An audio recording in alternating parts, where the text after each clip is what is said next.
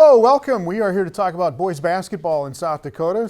Talking about Class B with Jason Andera. And if you haven't checked it out yet, it comes out Thursday. Jason's blog on Midco Sports Network. Voluminous articles on all of these teams around the state in all of the classes, including boys Class B. Well, in Class B, to me, is one of the most important classes because it's kind of the lifeblood of South Dakota basketball, isn't it?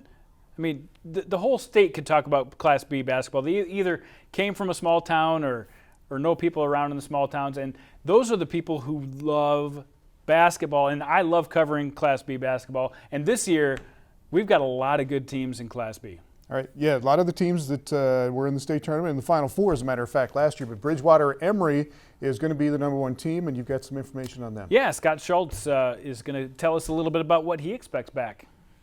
We returned some kids that played quite a bit, 3 starters, and some other kids that came off the bench for us last year. So it'll be a challenge, to mix them all together and mold them together into one unit. Last year, getting third, it kind of stung a little bit because we felt like we were, a pretty good team, had a chance to make this actual championship itself. But you know what? It just prepares us more for this year. Our bench needs to step up big time. It needs to step up huge. And I think that 5th guy will be a hustler and he'll work his butt off for us and get rebounds and he'll slash and do his job. And I think that we got a couple guys that can fill it. It's just a matter of who coach wants to play. All right, Jamin Aaron and those guys coming off a great football season, but Sawyer Schultz is committed to play basketball at Dakota Wesleyan, but he averaged 24 points a game, 8 rebounds, and 5 assists. 24, 8, and 5 was his line last year. Yeah, and we've had a chance to watch him over the last couple of years, and you could see it even when he was a freshman. I think we were at the Madison Classic and watched him as a freshman. You could see that he was just a baller, right? And now as a senior, he is truly the leader of this team. They've had kind of the same team over the last 3 years. This year, just those 3 main starters back, and then they've got a lot to fill, like Jamin Aaron said in the piece right there.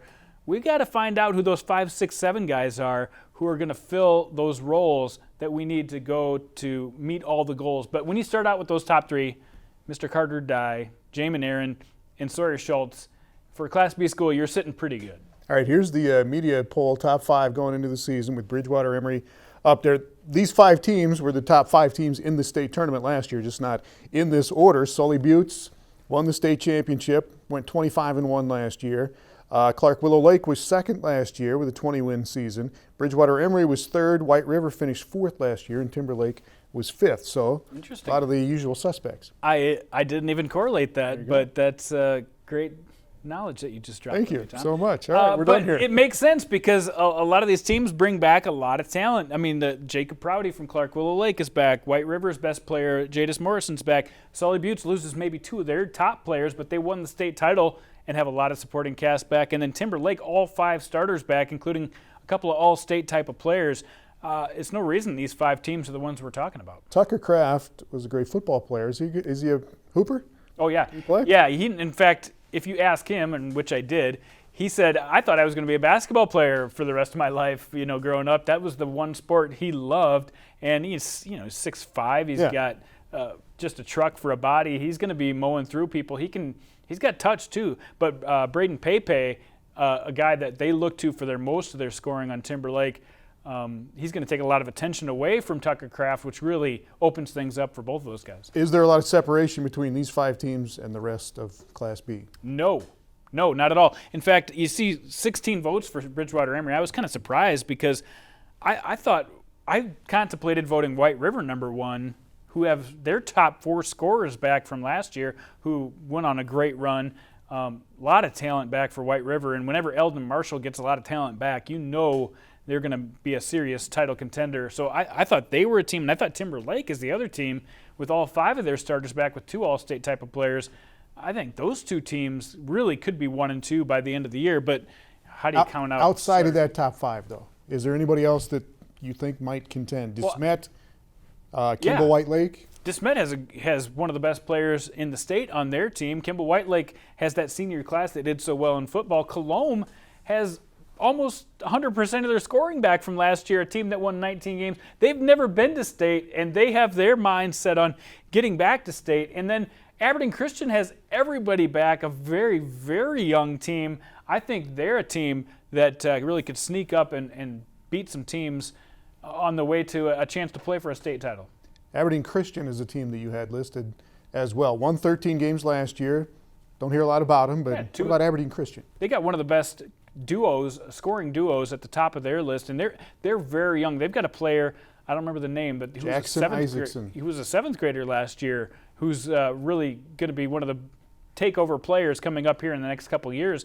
And if he takes a step to boost with those top 2 scorers, they'll be very dangerous. 8th grader, ready to emerge, according to you. Are we going to put ready that to emerge for Jackson Isaacson? That's exactly right. All right. And Del Rapids St. Mary's is another team you have listed.